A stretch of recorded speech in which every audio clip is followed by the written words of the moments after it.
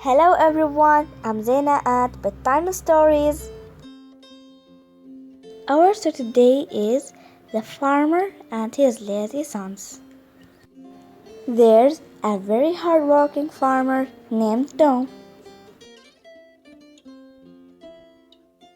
He has two sons, Ram and John.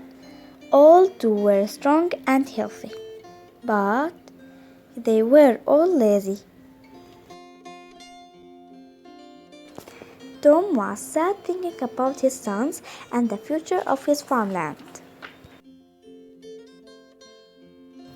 One day, Tom got a flash of an idea. He called both of his sons and said, Ram, John, I have hidden a treasure in our farmland.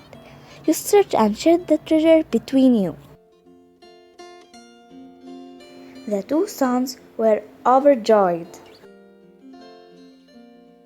They went to the fields and started searching. Ram started from one end, and John searched from the other end. They dug each and every inch of the field, but they couldn't find anything. Tom said to his sons, Dear boys, now you have tooled and conditioned the field. Why not we sow a crop? Off went the sons to sow the crops. Days passed. Soon the crops grew lushly green. The sons were delighted.